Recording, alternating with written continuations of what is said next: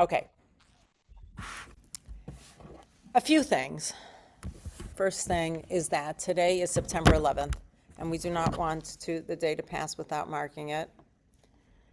I would like to read a Kel Maleh, which is a memorial prayer that was written specifically for 9/11. I read it in Hebrew at the tefillah in the morning, and I want to read it in English now and dedicate our learning in the memory of those who perished. And obviously those who were targeted, and also the first responders who was it who pointed out? Rabbi David Schwartz in his Dvar Torah, that everybody else was going down and they were going up the tower. They were going up the tower to save people. God full of mercy, dwelling in the lofty heavens, produce sustained peace under the wings of the divine presence, on the levels of the holy and pure people who shine like the sheen of the firmament.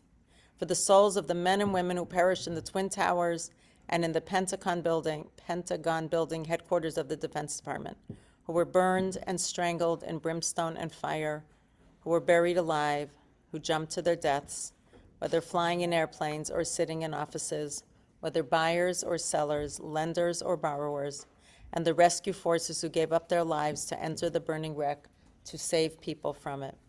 For wicked men had ascended to the heavens to destroy and kill, to bring people to their death, although the victims had done no wrong. The building shook, the foundations trembled, the towers tottered and could no longer stand, and desolation and emptiness was left in the city, naught in the land and nothing in the ground. Therefore may the Master of mercy conceal them in the secret places of God's wings for eternity, keep them bound in the binding of the living. May their resting place be in paradise. May they rest in peace in their final location, and let us say, Amen. Composed by Avi Schmidman and Ben Sion Spitz, translated by Gabriel Wasserman, and a thank you to them. We are grateful that they put together beautiful words so that we have ways to memorialize and think about those who died and never forget them. Okay. Let's see who else has joined. Debbie Kramer has joined. Helen has joined. Robert. I don't know. Maybe I saw Lance before. Okay. Now to our learning. Anybody here familiar with the 929 project? Anybody? Nobody. Awesome. I also get to tell you about it. Oh, hi, Howard. Oh, well, Ruth is. Okay. So one person is. After this, you can't say you're not familiar with it. You are not allowed to say that next time when I ask the same question. So 929 is the number of chapters in our Tanakh. This book, the one that says Tanakh, it's hard to translate that because it's an acronym in Hebrew. It's the Bible, the prophets, and the writings. It's everything. It's everything that we call the written Torah. That's what we call the written Torah, although just the first 5 books are what we believe is God-given. The others we believe perhaps are godly, what would be the word, infused or inspired. Oh, thank you, that was the word. But the Tanakh is literally our Bible, although Bible, again, is used for either the first 5 books or interchangeably with this, because there's no easy way to say this in English. There are 929 chapters. Now that includes Genesis and Exodus and all that, and Joshua and Kings and Samuel and Jeremiah and the book of Esther and the book of Eicha, Lamentations, and all our prophets.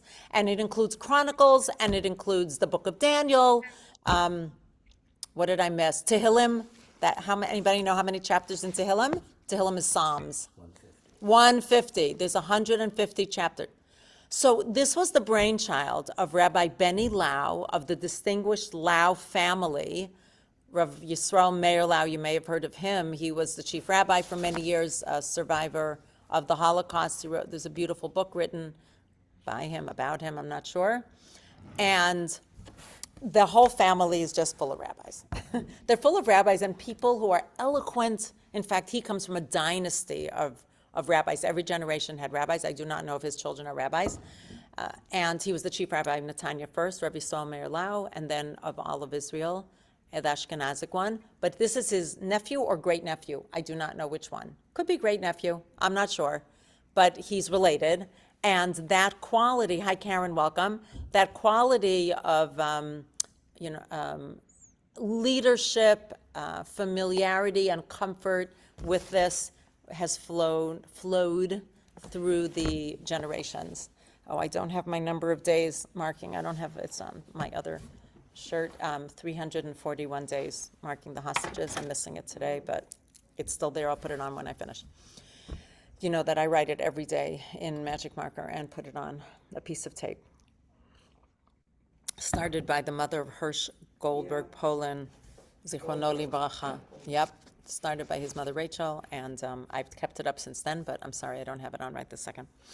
Okay, so it was his brainchild to say the same way we do, people have heard of Daf Yomi. Is that something people have heard of?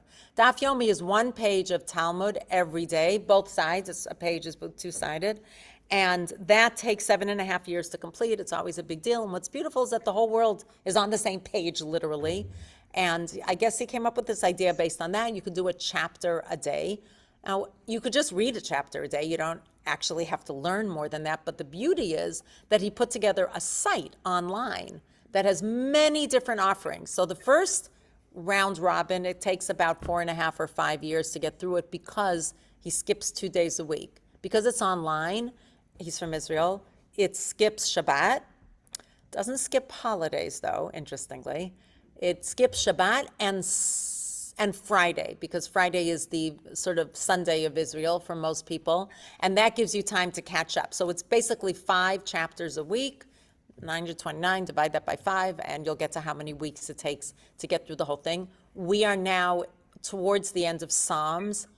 I must say for myself, I've been doing it since it started the second time around, and I was really, really good until October 7th. And after that, I found it really hard. So I'm now catching up with the Tehillim, with the Psalms, reading a few of them at a time. It's very hard, actually. The beautiful part is that he brings on his website so many interesting offerings, all by modern people. He doesn't, put Rashi on there. I mean, he could. People quote Rashi. But it's people who write articles, people who have videos, people who record audio. These are all people who live now. And I found it fascinating. So when I got to Yonah in the order, he's in the minor prophets, in Hebrew called the 12 prophets. I don't know if they're called the minor. I think minor just because they're smaller and they were lumped together. But when I started reading it a few months ago, quite a few months ago when it came up in the cycle, everybody following me so far? Yep. This whole 929? Okay.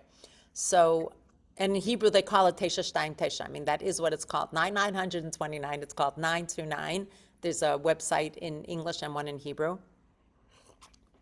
I was so excited by what I read and the commentaries that I right away said to Rav Stephen, I'm saving this. I want to do it as a mini-series in the month of Elul in preparation for Rosh Hashanah. The final one will be between Rosh Hashanah and Yom Kippur. Who here remembers when we read the book of Yonah? Speak up. Yom Kippur at Mincha, so it feels really appropriate to do 3 in September in Elul, and the 4th one will be between Rosh Hashanah and Yom Kippur. I did not prepare it then ahead of time.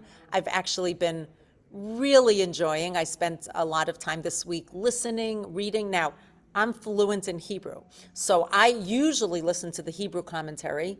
There's amazing English commentary as well, so in preparation for this class, I can't tell you how many I read and I listened to, like 25, I don't know how many, and I found them fascinating, but I picked and chose the ones that spoke to me. You can't do all of them anyway, and I want to share them with you. So I'm really excited to dive in. I did not write in the email, but it will be in future emails. You must have a copy of Yonah somewhere. Put it on your computer, take it from, I don't care if it's a Hebrew, English, French, Spanish, doesn't matter to me, but you should, I mean, you don't have to. You can be in this class without it. I'm not penalizing you, but I think it'll be nicer for you if you have a copy of Jonah with you. We have copies right here in print. Oh, I got to show this. Come here, Marvin, give me this book. Marvin brought a book that he says is as old as he is, and he hasn't looked at it, but it was a bar mitzvah present. It's a 1953. It's actually just the book of Jonah. Probably has pictures in it. All right, awesome. Okay, thank you. All right. Wait, why is this? So I'm having a little, oh, here we go. Okay, 1, 2, 3, great. What? That's teeny print, yeah. Okay, so I just want you to know that I put together, I took, 1 second, I'm just, 1, 2, 3. 1, 2, okay. I put together sources from 12 different commentaries. That's all in here. And then I summarize so that, because we don't have time to read all of them, but I might be going back and forth. And I'm really excited about this. Did I say that yet? I could say it again. Okay, let me find it first. It's in the prophets. I should know it by heart, but I don't. Page 929. They can't all be on page 929. That wouldn't be fair. 1333. Oh, okay. Oh, yeah, I thought it was before. Thank you. 1333 for those following along in the JPS. I have it in bigger print. Phyllis is able to read it in smaller print. Now, I will try to also tell you I took the bios of the different people just so you know who they are. And it could be, by the way, for each of the different chapters, because each one of these, following the 929, Camelia, welcome. Arnie, welcome. Moshe, welcome. Following that, I'm doing it per chapter, which is an easy way to do it. Not everybody does it that way. Some people read the whole book, and then there's so many commentaries on it. People sent me commentaries. I couldn't read everything. I have many books that are just on Jonah. But this is a little bit less. We're going to put the pieces together, but I am following it chapter by chapter. That's really what I wanted to say. Okay, so what we're going to do is I'll give you a little bit of a background, and then we're going to dive into portions of the psukim, of the verses, and then I will let you know what I learned about them, which was really pretty awesome. Anybody here, who here has heard of Jonah, the story? Just raise your hand if you've heard it. Okay, now the people who are not on, I can't see you. Has anybody here not heard of the story of Jonah? If you're on mute, let me know. I would love to hear if there's somebody who didn't hear about it. Okay. I think that one of the reasons that it's so well-known and popular is it's this beautiful, fantastical story, which is fun. You can tell it to kids. Somebody have something to say? Okay. You can tell it to kids. It's picturesque, and it has a happy ending, or something of a happy ending. And it's very short. So it's an easy story, and it's nice to be able to tap into stories. I just have to mute people. I don't know where the feedback is coming from. Please mute yourself unless you have something you would like to add. And I'm always always welcoming other voices. So it's a very well-known story. I just want to very quickly tell you what's in the first chapter. The first chapter begins with God telling Jonah, to go to Nineveh and to prophesy for them and tell them, you'll all be destroyed because you're sinners unless you do tshuva. Yonah does not follow God's word. Yonah runs away. That's what it seems like. And he ends up on a boat in a completely different, or ship, in a completely different direction. He was told to go east. He went west, trying to run away from God, from whatever. We're going to talk about that. And then there's a violent storm. I learned about that also, things I didn't know before from a midrash.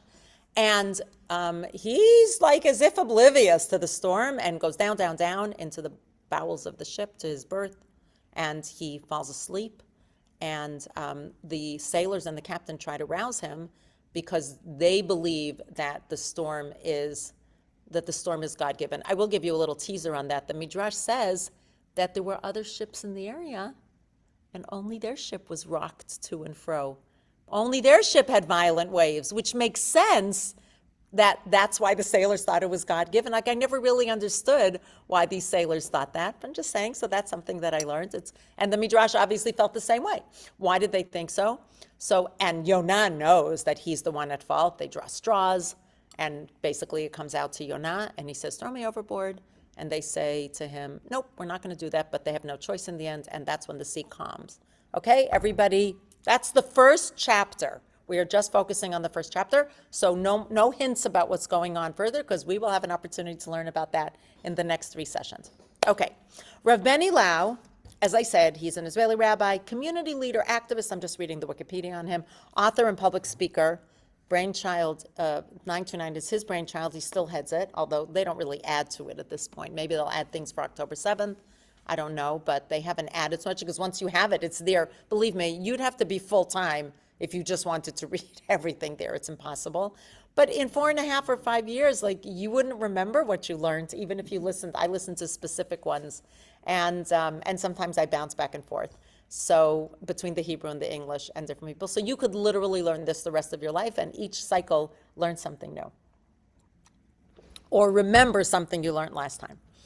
So Rabbanit Lau points out, what is he doing in Trei Asar, in the minor prophets? If people know the names of these, Ovadia, they're all short, Micah, Nahum, Habakkuk, whoever reads Habakkuk, Amos, Yoel, Hosea, these are all prophets that prophesize. Like, they have those hard words, like doom and fire and brimstone. I mean, I'm not quoting every single one, but that's generally what the minor prophets have. And then smack in the middle, there's this story of Yonah, Jonah, which we know is this fantastical, it's really a story, almost the whole thing is a story. There's some God in there, of course. And according to Rabbanit Lau, he said, well, what is it doing here? It actually feels more similar to Elijah, Eliyahu, and Elisha. Why? Because they were prophets, but they had stories. We all know some stories about them. So I'm just planting this question. He didn't actually answer it. It was just an interesting comment, which I thought was important, because maybe we will come up with an answer to that, what he's doing in here. Maybe it's just to break the monotony of the fire and, brimstone. I don't know, or easy to remember. And he also, now, he points out that Yonah ben Amittai, this is actually not the first time in the Torah or in the Tanakh, I would say, that his name comes up. He comes up also in Kings 2. Kings 2. It's like you wouldn't notice it unless, again, you read 929, all of a sudden, oh, look at that, Yonah, I know that guy. So people discuss, is it the same Yonah? But because it says Yonah ben Amittai, it seems like the same father. Then, and Amittai, by the way, anybody who knows Hebrew know what word you're hearing in the word Amittai? Any thoughts? Emet. What does emet mean? Truth. So that's also that's like a guiding thought, that he speaks his truth. That's his truth, whatever he does. But let's keep that in mind as we go along. What happens in Kings is that actually they have, in that chapter in Kings 2, Melachim Bet, there's a good king. Remember, the good kings are the ones who follow God's word. The bad kings are the ones who don't. It literally says that. They did wickedly in the eyes of God. And even though there was a king who, I think it was Yerovam or one of them, that did evil in the ways of God, in the eyes of God, God specifically says, that, oh yeah, it's right here. Okay. כי ראה השם את עוני ישראל מורה מאוד, ואפס עצור ואפס עזוב ואין עוזר לישראל. God saw the very bitter plight of Israel, nobody to help them, and God resolved not to blot out the name of Israel from under heaven, and God delivered them through the words of Yonah ben Amittai Hanavi. So it specifically says there that Yonah there was a prophet of comfort, because God gave words of comfort. I'm saving Israel. And Rabbanit Lau asked the question, can we see any comfort within this story? He's laying the groundwork by saying he is a prophet of comfort, but we're not sure we see it here. So I'm, again, planting some of these questions. And does that give us a hint? There is a teaching by many different people that the first time you meet someone in the Tanakh, that is the essence of their personality. Anybody heard that? It's really an interesting idea. The first time you meet Rivka or Abraham or anybody, that is the essence of their personality. According to that teaching, he doesn't quote that, but I'm quoting that. According to that teaching, Yonah is like, we think of Jeremiah as a prophet of doom. I mean, it did happen. But with Yonah, God saved Israel at that time, did not allow them to be decimated at that particular point through the words of Yonah ben Amittai. So I'm planting those hints about Sefer Yonah. Okay. Continuing, I would like to read with you the first, we're going to divide into chunks, and I'm going to share some thoughts about each one. The first three, of course, I lost my place. 12, can you remind me, 9, what was it? 13. 1333. Oh, 13. 1333, 1333? Yeah. That should be easy to remember. 1333 in the JPS. Okay, because I lost my place. Okay. Okay, I'm actually going to read it in English. I think that might save time, except that there are certain words that I will need to say in Hebrew, and I'll translate them. The word of the Lord came to Yonah, the son of Amittai. Oh, interesting, right here it says that he's mentioned in Kings 2. Although, right, we have no way of knowing if it's really the same person, but basically, pretty much everybody agrees. It seems like everybody agrees it's the same person. The word of the Lord came. What was the word of the Lord? Go at once to Nineveh, that great city. That's interestingly one of the key words, that it's a great city. And that I did not hear anybody explain why, though. And proclaim judgment upon it, for their wickedness has come over to me. Come before me. But the word that God uses is kum, get up, lech, and go. Kum velech. So does the word lech, does that bring up anything for people? Lech lecha. Thank you, Phyllis. Thank you. Lech lecha. Go. Who did God say that to? Avraham. God says that there's actually one of the commentaries, Josh Blechner, by the way, I know the Blechner family from Boston, and he's like a nephew or a something. He looks exactly like the Blechners I grew up with, when there are pictures of them. I was like amazed when I saw him. He's a lawyer, but he offers his commentary, really a wonderful commentary for each of the chapters, you should know. Like, there are people who give for every single chapter, which is awesome.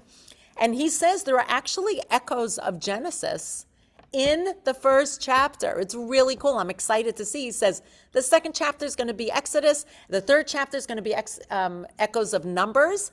And in the last chapter, it's going to be all three. I think those are the three. I have it written down somewhere. But I'm going to show you some parallels. So already we see, the Tanakh is written very often that way, where there are echoes of something that happened before. And when there is, what does it come to teach us? That we need to look for parallels. There's a reason that it's used. You could say it's a literary tool. It's one way of saying it. Or we believe it's a little bit more than just a literary tool. That there's a reason to use, so that it's interesting because Abraham did go in the direction that God asked him to, but Yonah did not. So that's kind of interesting. Okay, so he says, Kum, and maybe you know the song, Kum vehitalech ba'aretz, get up, and so that's a beautiful Israeli song, and it comes from the words that God said to Abraham, get up and walk the land, ba'aretz, in Aretz, Eretz Yisrael, in Israel. Vayakom Yonah, so Yonah did get up, I'm in verse 3, he did get up, but not to go to Nineveh, livroach, to run away. Where did we see Vayibrach? By Jacob, by Yaakov, that he fled. Tarshisha, to a place called Tarshish, milifnei Hashem, from before God. And actually, it says he got up. That means it sounds like he physically got up, but the next word is vayered, and he went down, Yafo, to Jaffa?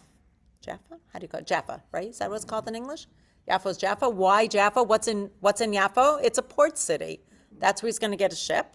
By Imtania, and he actually found a ship going, Ba'a Tarshish, will be coming to Tarshish, and he paid the fare, and he went down, right, I guess you go down the gangplank, to go with them, Tarshisha milifnei Hashem, from before God. So even though you could say that he went down, I don't remember where Yonah was, that it says he went down to Yaffo. I guess from Jerusalem would be considered. I don't know where he was at the time. It doesn't actually tell us where he was. So the text is specifically telling us he's going down.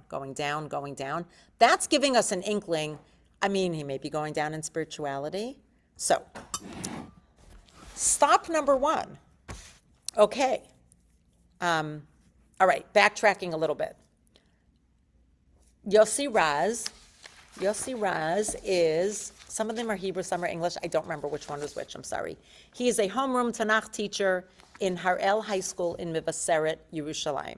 So this is not a rabbi, it's somebody who has knowledge and was willing to, by the way, I've also contributed, like not because I'm a rabbi, but I was asked, and I contributed to the English ones, a few of them. One of my cousins has contributed, so I often see names, she's a psychologist and she puts together Tanakh and psychology. I always find it fascinating to read her. She doesn't do every single chapter. So they, not random people, but many, many, many, many different kinds. It could be archaeological, it could be historical.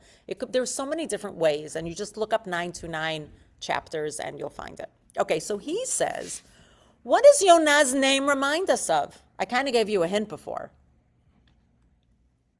Yonah in Hebrew, not Jonah in English. Anybody know what Yonah is? Please feel free to unmute. A dove. A dove, but where do we see a dove? Where do we see a Yonah? Oh, yeah, flood.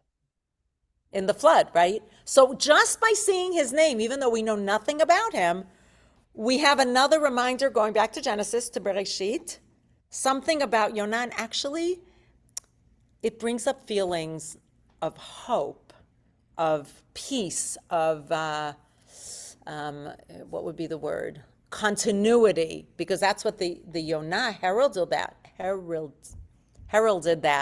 And we know that we have the pictures of the holding an olive branch, which is what's used very often as a symbol of peace. So maybe it's a little bit, his name is a little bit telling us something. Remember we said that Amittai, the son of Amittai, maybe the value of truth was very strong in him. But Yonah reminds us that maybe there's going to be a good ending to this story. And already this Yossi Raz notices that, people who have given up on God, they don't believe in God. They're not in conversation with God anymore. They would never say, I'm running away from God. But Yonah still believes in God. It's not that Yonah has left religion or has left his belief. So Yossi Raz sees that as a point of hope, which I thought was so beautiful, because literally across the board, most of the other commentaries, modern and classic, were saying he went down, he went away, not great, you shouldn't have done that. In fact, one second. Okay, so that's Yossi Raz. Rabbi Abby Sosland, people know Abby Sosland, some of you may know her. She lives, I think, in Riverdale, teaches in LaFell. She's wonderful, and I will tell you what her bio is a little bit. She is Mora Ruchanit, spiritual advisor and Talmud chair at LaFell. And even she came for 1 year after a pulpit position and stayed, and she's been there 20 years already. And she says she's still energized by daily life at school. I know her personally, and I really, really like her. So she, I think, gives one on every day. Beautiful. First of all, her voice is beautiful. Just listening to her is a pleasure. So she says like this. The key words here are come, he got up, and yarad, went down. God says, get up and go to Nineveh. He gets up but doesn't go to Nineveh, goes down. And she sees, and this goes along with still believing in God, she sees the higher and lower aspects of Yonah in conflict with each other. He's up to the wrong place, down to run away. Yonah thinks he can run away from God and his destiny, but she thinks that the whole Sefer Yonah comes to teach us that you can't actually run away from your destiny. You might think you can, but maybe you can't. And she has more to say going on. Okay, moving on. Rav Yoel Ben Nun. Rav Yoel Ben Nun, you may have heard that name. I actually took a class from him once. He's one of the founders of Yeshivat Har Etzion, Gush Etzion, you've heard of that. Gush Emunim, which isn't around anymore. Mechlelet Herzog, my daughter learned to be a teacher in Mechlelet Herzog. And the settlements of Alon, Shvut, and Ofra, he was actually founders. He's an unbelievable scholar of Jewish thought, a lecturer and expert on the Tanakh. If I tell you, I honestly think he knows this by heart. I took a class with him. I literally couldn't keep up with him. And I had a lot of Jewish learning, but not so much about this. He jumped around in the Tanakh so quickly that I have a friend who knows the Tanakh well. And 1 second, I'll get to you, Judith. And she was so excited because she was like with him. And I'm like, can I just look over your shoulder? Because I can't keep up with where he is. Judith, what do you want to say? Unmute. It's just been bothering me. Has anybody said anything about why specifically Tarshish? Because it says it twice, so it's got to be important. I probably, and I didn't, find answers to everything, but it's a great question. But one did say that Nineveh is east and Tarshish is west. So that could be like, you can't find a ship going everywhere. right? Even like when I was in high school and I was in Israel, there were no straight flights to Boston, which is where I'm from. So after a few years, TWA added flights straight to Boston. I always had to go through England or Canada because it wasn't a big enough city at the time. So I'm assuming you can't find boats or ships going everywhere west. He wanted to go far away, and he could find a boat. That's what I'm imagining. But I agree with you. That would absolutely be a great point to research. And Judith, I'm handing it back to you. And please, for next time, if you have time and you discover even one thought, we'd be delighted to hear. How's that? Okay. And somebody, by the way, did write, who ever heard of Tarshish? Like, where is that? I don't know where that is. Maybe it's a made up name, but I mean, it doesn't seem like it is. But so please do that research. Thank you.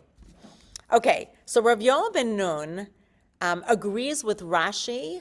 Rashi, we know, we've heard of Rashi, and you don't have any of these sources in front of you, brother. You just have the source. I mean, it would be too much to hand out these sources as well. You're welcome to go on 929 and get them. But some of them wrote them in Hebrew, so you might not be able to. You just have the text. So you're welcome to keep looking at the text. We're only on verses 1 to 3, but we have till 12:15. So I hope we have time to get through them because I'm still very excited. Okay, so he says, agreeing with Rashi, who quotes Chazal, our sages, that actually flips it on its head. Like, if I asked you, if God tells you to do A and you do the opposite of A, is that a good thing or a bad thing? Like, what do you think? Any thoughts? Just if I just said that to you. Wouldn't be a good thing to God. Oh, so, okay, so Janet says wouldn't be a good thing to God. Karen, you said something, but you were muted, so I didn't hear you. If God tells you something and you don't do it, is that what your question is? Yeah, if you do the opposite, do instead of A, I would say B, but whatever, not A. Not so good, not so No, it good. doesn't seem so good. So I would say on the simple text reading, this seems to be a negative. Don't do that. Although, can I just remind everybody, and again, I'm weaving in what I have for later. We have a lot of exemplary figures from our past who didn't always agree with God. In fact, his counterpart, Noah, somebody says that somewhere, is one of the few or the only one who literally never argued, just did whatever God said.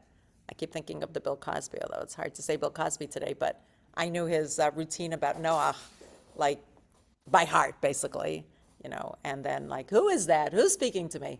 And he just did whatever God said, although in his routine he said, am I on candid camera? That's what Noah said in his routine, in Bill Cosby's routine. So actually, he's not doing something so different, although others more argued with God, didn't run away from God. Moshe argued with God. Abraham argued with God. I'm sure we have more. Yirmiyahu said, who am I? I can't do it. Okay. But what Rashi says and Chazal said, so they flip it, and Rav Yoel ben Nun does not just agree for no reason. He says that, quoting them, that the reason he ran away is because he was so zealous.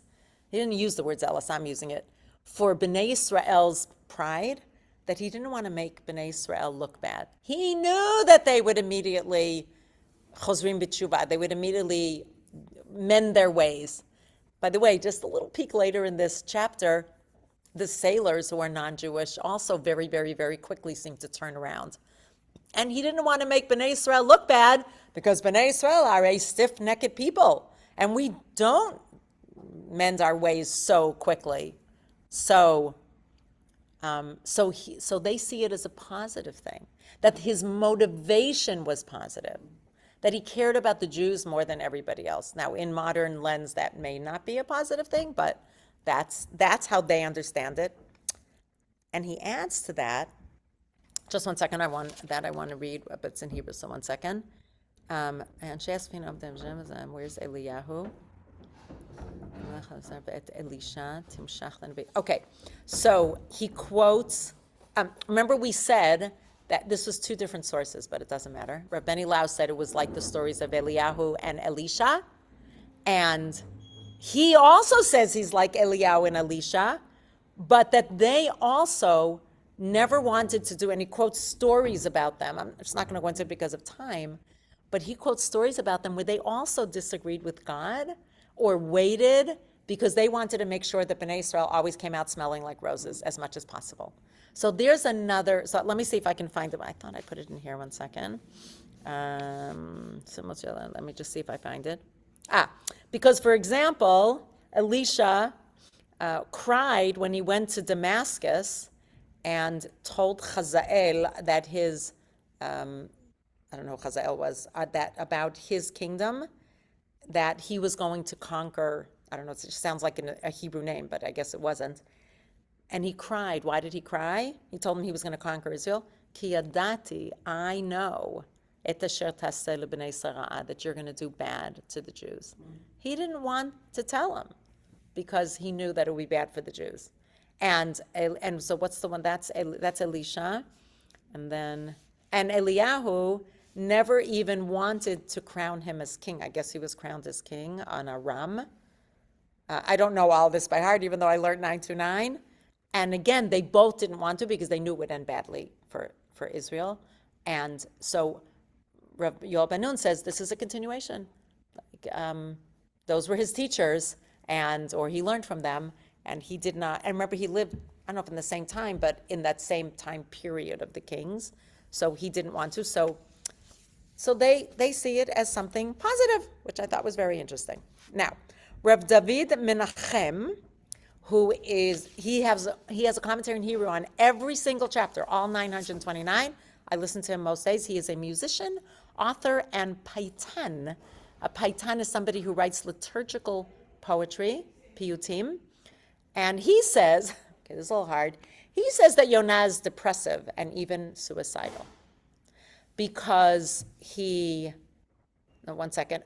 but he starts out by explaining that the reason it says that Yonah ran away milifnei Hashem, from before God, because he's leaving Israel.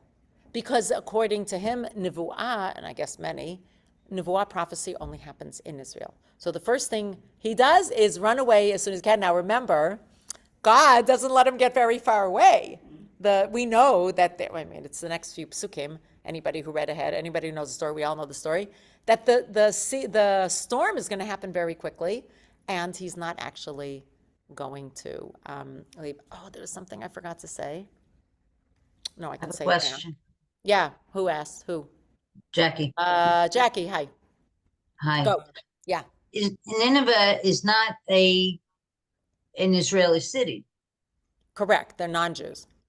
So why would it reflect badly on the Jews? If they quickly repent, which he knew they would do, because according to him and Rashi and Chazal, non-Jews repent much quicker than Jews, it'll look bad on the Jews who probably weren't acting so great at that time, which they often didn't. And we often don't, whatever that means. Not pointing any fingers because it's a little hard for me to know. For me, it's less about idol worship, since that's not what we do, but how we treat others with kindness or not. With fairness, with kindness. So he was afraid it would reflect back badly on the Jews because they aren't going to repent. But thank you for clarifying that. Appreciate it. Okay. Okay. I have one question. You Yes. said Yonah was depressive and suicidal? According to Rav David Menachem, you may not agree, and the reason is because if the ship is being tossed like that, he could have saved everybody on the ship. We haven't done that yet, but we will, by admitting and he's just willing to go down, and whatever happens. I don't care. That's how he saw it.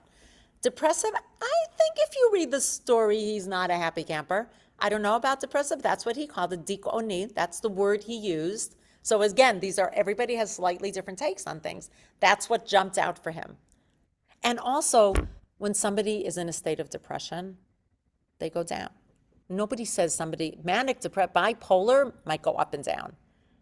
Yonah, a person who's suffering from depression, pretty much only goes down. They may come back to a slightly steady state, but depression is about going down in our moods and not about going up and down. So I think that's where he gets it. Okay, the next one, this is what I thought I had skipped. This is Dr. Yachin Epstein. I just feel like I have to give their names. The head of something called Sevet Tarbut Yisrael. I tried to look it up, but I'm not sure what it is. Israeli authors. So he says, he quotes a midrash. This is an amazing midrash, If we read this, the third one, it sounds like everything happened, boom, boom, boom, boom, the third verse. Jonah started out to flee to Tarshish from the Lord's service. He went down to Jaffa, found the ship going to Tarshish, paid the fare, went aboard to sail, bum, bum, bum, bum, bum. Immediately. No. The Midrash says that is not what happened. The Midrash says he went down to Jaffa, and found no ship on which to flee because the ship was already 2 days out. What did God do? This is the Midrash. God brought a storm wind and brought it back to Jaffa. And so when Yonah saw this, he was really happy. He said, now I know God is supporting the fact that I'm not willing to go to Nineveh. Right? He saw it as a positive thing. And he said, Sama, we'll go with you. They said, we're going to Tarshish. And he says, amazing. And he was so happy that he paid them in advance.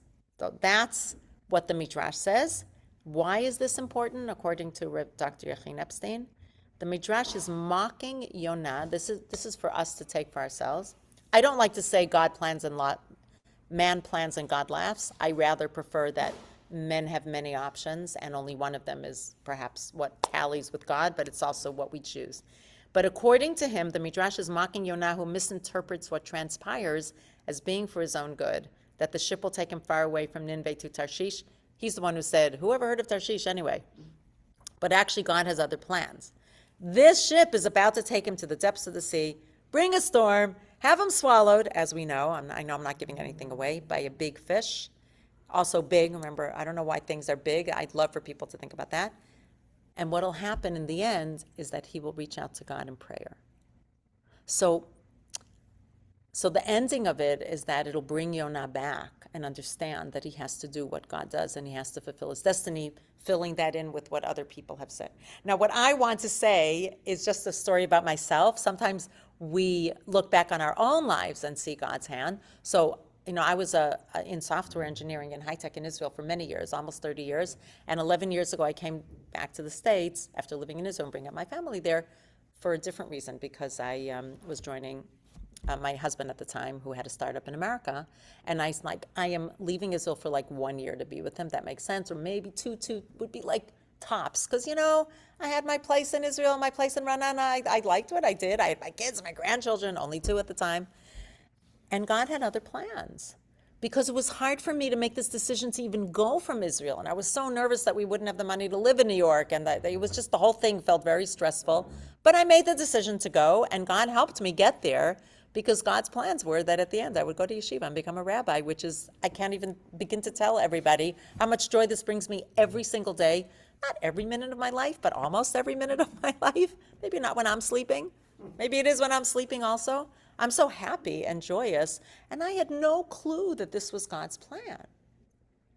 Okay, so that's not like Nineveh, like Yonah who ran away, but sometimes, occasionally, we get glimpses when we look back. And I'm not going to like horrible things that I really don't want to go to that. I don't know if anybody can ever see good in that or positivity, and I'm not going to even try.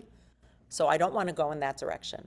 But as somebody pointed out to me, when really bad, hard things happen, those are not when we can say to the person, Gamzu Latova, this is for the good. You can't. I have no right to say that. I would never say that. And I hope nobody would say that to me about very hard things. But about smaller things, about things that happen to us, where we receive comfort, or we receive, like, I feel like I got a little, like, a twinkle from God. Like, that's what it felt like to me, a little twinkle. Sometimes we're able to see that. And that gives us an opportunity to say to give thankfulness. And now, about hard things happening, the only thing that I can say about that is I hope that people can have them, bring them to a place where they can do good for others. Rachel spoke so beautifully, and her husband, that the only thing they can maybe take comfort in is if it would somehow be an opening for other hostages, and we all wish and pray that that will happen. And I was amazed that they could even say that. It's really hard not to mention at all what's going on in Israel. Okay, I finished 1 page, and I only have 3 of notes, so I think we'll be okay. Okay, let's read the next. Yeah, we're going to go now verses 4 to 6. I'm reading them in English. So what happens? He went onto the ship, remember, going to Tarshish. Anybody else have a question? We're good? Okay. But the Lord cast a mighty wind upon the sea, and such a great tempest came upon the sea that the ship was in danger of breaking up. In their fright, the sailors cried out, each to his own god, and they flung the ship's cargo overboard to make it lighter for them. Yonah, in the meantime, had gone down, again going down. This is the third time he went down, into the hold of the vessel where he lay down and fell asleep. I just want to point out that the word in Hebrew to fall asleep, yeradem, the yud is for he. Those three letters are also yarad, to go down. So it's like it repeats itself for those who know Hebrew. And then in verse 6, the captain, now, according to one of the commentaries, the captain's the one, what is it called? The wheel, the steering wheels? That's not what it's called, is it? On a ship? Is it called a steering wheel? I don't know what it's called. A hege, but that's the same word as in a car in Hebrew. But does anybody have a better word for it? The helm. The helm. Is that called the helm? Take the helm. Oh yeah, take the helm. That's like from Star Wars. Take the helm. So it's called the helm, the steering thing? Well, the one in charge. Okay, so the helm sounds good. So somebody said that how can the captain leave the helm? I assumed there was somebody who took his place, like he's not around 24 hours, but it was interesting that he said that.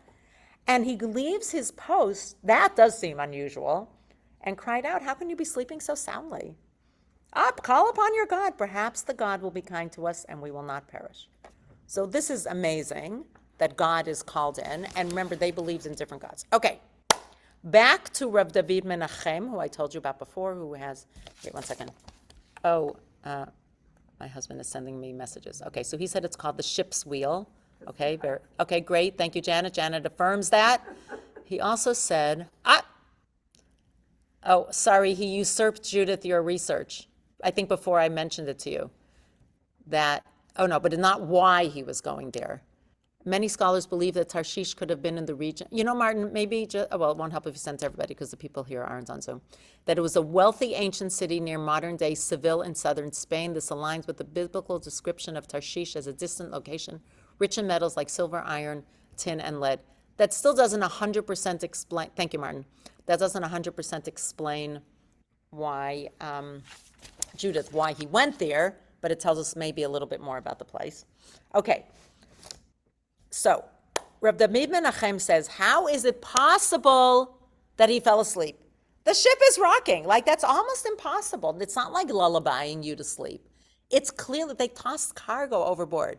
It looks like it's going to break apart the ship.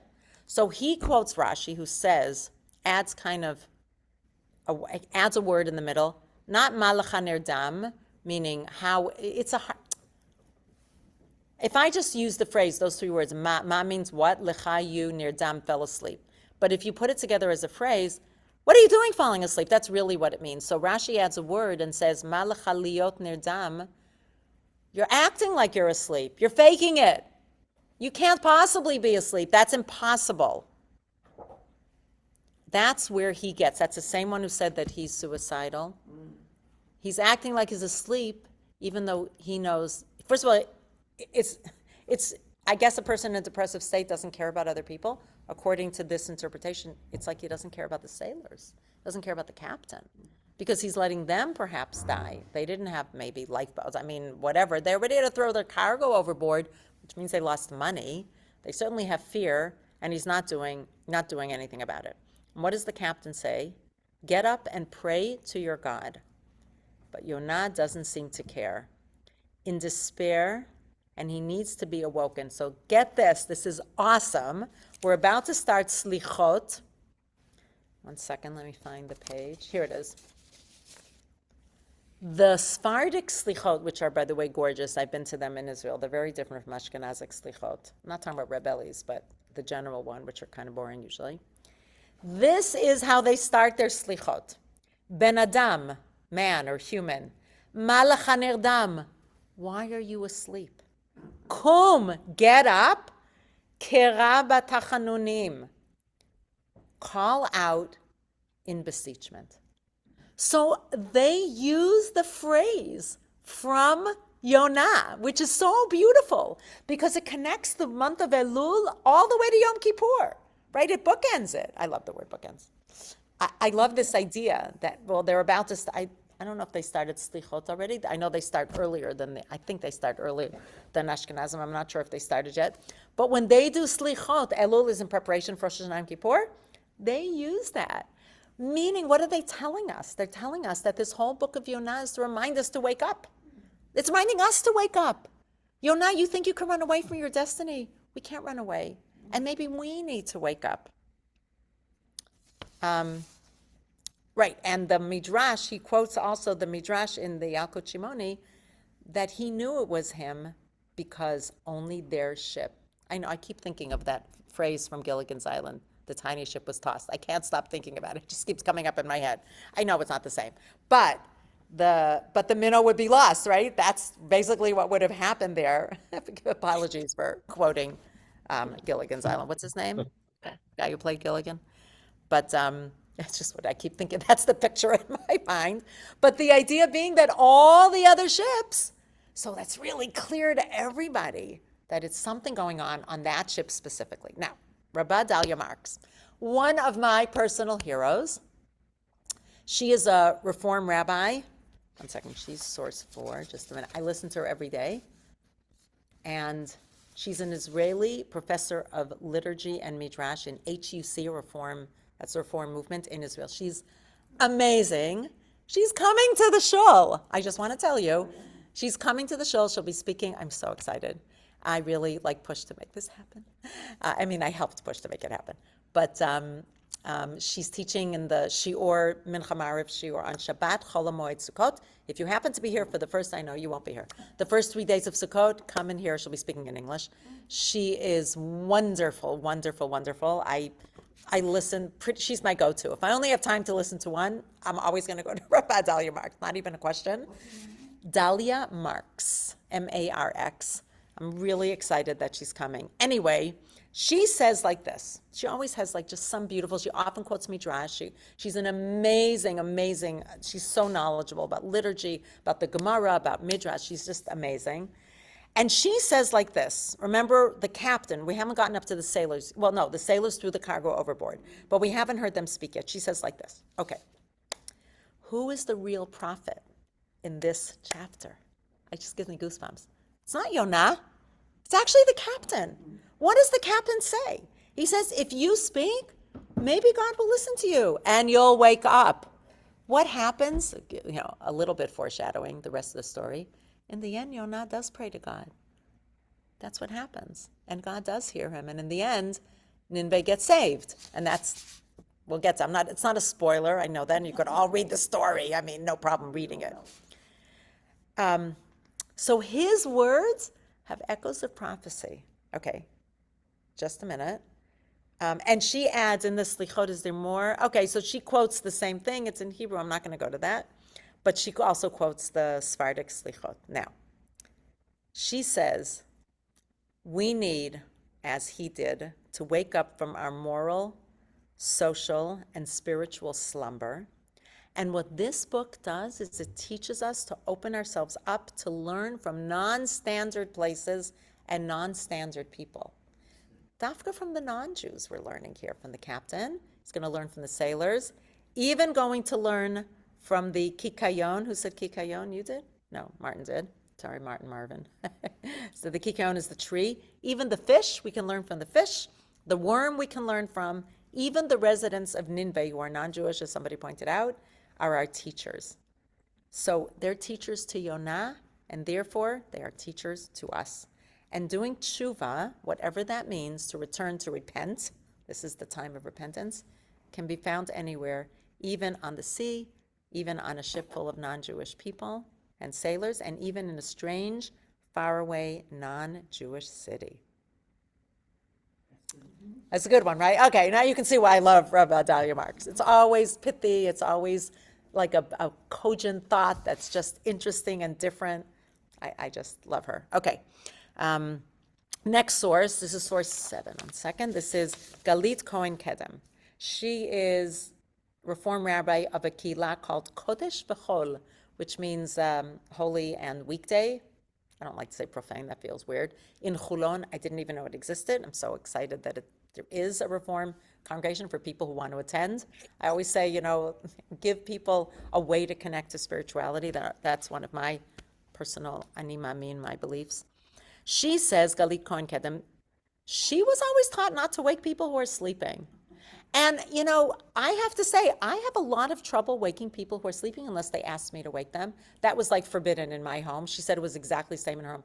I would never have woken my parents unless they asked me, ever. There's a real story about somebody who was rewarded for not waking his non-Jew, who did not wake his father, to get the key under his head to the key. What was it, for a safe or for something? I can't remember. There was some jewel that the Jews had come, maybe it was for the choshen, for the breastplate, I'm not sure. And he didn't want to wake his father, so he was rewarded by having a red heifer. And then they ended up paying him the same amount of money because red heifer were worth a lot of money when it was kept. So also about not waking up, you never wake up. And she said, I wouldn't have woken anybody up. That felt like, really, how did the captain do that? And she also adds a thought that sleep is a way to run away, that he knows why there's a storm, he chooses for us to sleep. I once read somewhere, or somebody told me this, when you're in pain, when you're not feeling well, not only do you need sleep to heal, but it's a way of having a respite from the pain. Sometimes we just need a respite. Sometimes we do it to tune out. I have to say, when my third daughter was 2, I had a little play group with 2 other moms, or a year and a half or 2 little boys and my daughter, and we only did it 3 times a week for 2 hours. And those were I cleaned my whole apartment in those 2 hours. I ran from the second I dropped her off, and then the other day I don't know what I did, my shopping. And one of the little boys was, he did not love being away from his mom, and he would not go in the crib, but he would curl up and cry kind of quietly until he'd fall asleep. And his mom told me that she thinks he does that to kind of tune out, because it was hard for him. It was easier for me because he wasn't crying, and it was hard to see him crying. He didn't want me to hold him. He just cried until he fell asleep, and he slept most of the time. Sometimes we did singing. But I remember her saying that. I mean, he's 36, I guess, like my daughter, 37, and has kids and is married, right? He's gotten past that. But I remember when she said that, and I thought that was very astute. He did that in order to kind of run away. And I won't feel pain when I'm sleeping. So maybe that's my personal interpretation. And, okay, so she says something also beautiful. The captain has a strange question. Ma lecha nirdam, why are you sleeping? So her interpretation of that is, it's not about whether we can keep ourselves awake, but rather, do we have a reason and a purpose to get up? What's going to get him up? What's going to get him going? What's going to be our reason to keep going when things are hard for us? What do we need to wake up for? What will give us a purpose? And I think that's a really important question to ask ourselves when we feel perhaps a little purposeless or adrift. What keeps us going? What are we getting up for? And if we don't feel we have, then we need to find it. We need to find something, and I often say, usually, not all the time, not in 100% of the cases, when we're suffering from something or when things are hard for us, often a way to get out of it is actually to do something for somebody else. Because I remember one woman told me she used to invite people to her home. She used to give money to the shul for things. And slowly, as she wasn't able to for various reasons, she was still able to make phone calls. And she said, you know what? Making the phone calls made me feel good, because when I made phone calls for whatever it was, I don't remember, and I thought that was very powerful. She couldn't host people anymore for whatever reason. She just wasn't physically up to it. She couldn't give the money she could because she had less of an income as she was older, but she wasn't willing to give up giving back. And that gave her a purpose. Purpose can be family, purpose can be friends, purpose can be seeing beauty in nature, going for a walk. Purpose can be so many things, but somebody who really feels like your world has closed in. I'm not talking about somebody as literally, clinically. People often have clinical illnesses like depression. I'm a big proponent of taking that out of the shadows. So absolutely, please see somebody professional to help you. But somebody who's healthy but feels like they don't have a purpose, let's come to me, talk to me. I'd be happy to help you try to find a purpose that'll be meaningful to you. But I thought that was very important, that he was saying you need a purpose and a direction, and he actually gave him one. He said, pray to your God, without even knowing that he's a prophet. I thought that was just gorgeous. And he says, if you pray, maybe the tide will turn. So you have a, now, Yonah wasn't hearing any of that. He didn't care, but the captain was really, really trying. Okay. Rabbi Abby Soslin also says that the rabbi was her hero. Okay, so she says, actually, I thought this was great. When do we read Yonah? In the afternoon, when we're kind of falling asleep from the fast day. And we need something to kind of like, no, get up. You can't fall asleep yet. I mean, some people might. But this is the perfect time to remind us that we shouldn't fall asleep. We should get up. Maybe we're always, according to her, falling asleep on the personal level and what we're called to do. When life is hard, when the storm rages around us, it's easy to hide out at the bottom of the ship, to pull our covers over our heads and go to sleep. And the story is a reminder that that won't help. Life happens anyway. You can't run away. It's time to get up and call to your God and live the life we're meant to live. How beautiful is that? And somebody we haven't even heard from yet, Jonah Potasnik said, see who he is. No, wait. Let's hear this. He is a Jewish educated living in Canada. He says, it's not the chosen prophet who saves the day in chapter 1. It's the salty sea captain, the prototypical everyman who provides Jonah with the wisdom he needs to progress on his journey. You can't run away. Wake up! And that clearly the ability to communicate with God is a source of wisdom, but holds no monopoly over it. Like the captain was able to figure it out. Okay, now go through the rest. A few more. Okay, we're on verse 7. The sailor said to men, so I'm already telling you, men, it says anashim or ish, they have compassion. Instead of saying the sailors, who you imagine wouldn't have compassion. Like, we already threw our cargo. No. Dafka, they picked the word ish, which is about humanity and compassion. Let us cast lots and find out on whose account this misfortune has come upon us. They cast lots, and the lot fell on Jonah. They said to him, tell us, you have brought this misfortune upon us. What is your business? Where have you come from? What is your country? What people are you? So this is a little bit similar to Abraham. That's what Josh Blechner said. He says, I'm a Hebrew, an Ivri. The other time Ivri is used is Avraham. It says that he's an Ivri because he crosses over. I worship the Lord, the God of heaven, who made both sea and land. The men were greatly terrified and asked him, what have you done? And when the men learned that he was fleeing from the service of the Lord, because that's what he said to them, they said, what must we do to you to make the sea calm? Because the sea was growing more and more stormy. And he said, heave me overboard. The sea will calm down for you. I know this terrible storm came upon you from my account. That's where Reb David Menachem says he didn't care about others. He was maybe suicidal, depressive. Nevertheless, the men, Ha'anashim, had compassion on him. They rowed hard to regain the shore, but they could not. The sea was growing more and more stormy. So just quickly about that, Reuven Nimdar, another source we haven't heard of before. The sailors are also our heroes, but they do care about him. I mentioned that. God is compassionate. The sailors are compassionate. The only one who isn't compassionate here seems to be Yonah. And, okay, so that's most, because I said a lot of that before. I want to read the last verses. They cried out to the Lord, please, Lord, do not let us perish on account of this man's life. Do not hold us guilty for killing an innocent person. For you, our Lord, O Lord, by your will have brought this about. They heaved Jonah overboard. The sea stopped raging. The men feared the Lord greatly. They offered a sacrifice to the Lord and made vows. And this is so interesting because Yossi Raz, did we mention him already? I think so. Yeah, we mentioned him. He's the Tanakh teacher in Israel in high school. And he says the sailors feared God, but they learned it from Jonah. Jonah said he fears God. And again, Ivri, that he's the great, whatever grandson of Abraham, the first Ivri.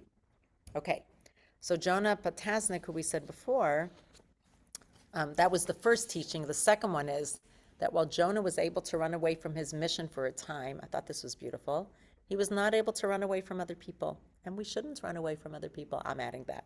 The image of the prophet as the lonely man of faith, as Reb Soloveitchik calls it, here gives way to an image of a man who is ultimately reliant on those around him to push him towards his full potential. Thus, it is not Jonah the prophet, but Jonah the human, who teaches us that our own processes of maturation and self-realization do not happen in vacuums of independence. Rather, I love this, They occur among friends, family, or even ship's captains who open our eyes to the missions we have been avoiding. And we so often read about Jews making vows, and here sailors who are making vows, so it's like a positive, because they feel so guilty that they have to throw them over, that they're actually gonna make vows to do better, to do, so Beautiful. it's. So much for us to learn Yeah. from. Yeah. I'm just going to leave you with one last thought. This is by Yael Unterman. Just have to find her in my sea of papers. Get that one? Sea of papers. Okay. She is a writer, teacher, and life coach in Jerusalem. And she says, listen to this. Have you ever wondered what would have happened had Jonah obeyed? Picture this. God commands Jonah, go to Nineveh, tell them to repent. And Jonah says, aye, aye, Lord, and trundles off to Nineveh. They repent and game over. Well, how dull is that? And I would add, what can we learn from that? In this scenario, there would have been no book of Jonah. It was precisely because, this is her words, he was such a lousy prophet, fleeing at top speed from his mission, going down, down, and even further down until he's asleep in the dark belly of the boat, in the midst of an insane storm, that we even have this marvelous story. Without Jonah's rebellion, we would not have encountered the wonderful sailors or seen the effect Jonah had on them and the process Jonah himself undergoes. Those sailors only come to know God through Yonah, through experiencing the crisis of the weird storm. Remember, weird because it only tossed their boat, rising to it, according to the Midrash, rising to its challenge, elevating themselves spiritually. As for Jonah himself, in the eye of the storm, he comes to the point where he stands up for himself and declares proudly, interesting, I am a Hebrew. I serve the Lord of heaven and earth. That is kind of beautiful. This might be the pivotal moment of his life, a moment he would not have had he not fled from God's will. To me, Yael, the striking lesson here is that even when we seem to ourselves to be dysfunctional, it's gorgeous, listen to this, running away from our destiny, off our path, we are still on a meaningful journey. How gorgeous. We are still impacting the people around us, possibly even in an indescribably significant way, as Jonah did for these sailors. This prophet, with his wayward behavior, gives us the gift of the book of Jonah. We too are writing chapters of the book of our life, no matter where we are or how well we are doing, and these chapters are a gift too. Even if we ourselves find the plot and character development surprising, confusing, or depressing, these chapters are part of our canon. Heaven will send us opportunities from within any place we find ourselves to be, to do, and even to experience moments of declaring, I am a Hebrew. I just read an article that a woman wrote saying she loved being able to pass as a non-Jewish person. She doesn't feel that way anymore, and she's proud of it. And I was just so taken. I just happened to read that article today. We always get to choose from wherever we are. And Yonah, which means dove in Hebrew, so her friend, Chaviva Speeder, I don't know her, pointed out that the first time Noach sends out the dove to find dry land, it fails to alight. The second time, it doesn't fly far, returning with an olive branch. Only the third time does it fly free and not return. Just as Yonah failed initially in his mission, so did the dove. But Noach did not give up, and he sent it out again. The dove's second try gave us the symbol of the olive branch. On the third try, it succeeded, just as Yonah also eventually succeeded in his mission. Their failures are part of their story. In fact, they are the story. So too are ours. Thank you. 12:13, not bad. Thank you, Janet. Thank you, Ruth. I literally had goosebumps reading that. Can you see how profound and beautiful 929? I mean, different people write different things. I brought 12 of them, and there were many more that I just either didn't read or I just found that they didn't speak to me or didn't add anything in particular. So each chapter I'll bring the ones that speak to me. And thank you for coming on. Thank you. Thank you. You're so welcome. It's my pleasure. I really enjoyed it. I hope you did. I hope we had so many lessons we could take away. I think I have to make a nice summary of that. All right, guys. Have a good day. Take good care. Bye-bye. Thank you. Thank you You're very much. welcome. You're welcome. Bye-bye. Thank you.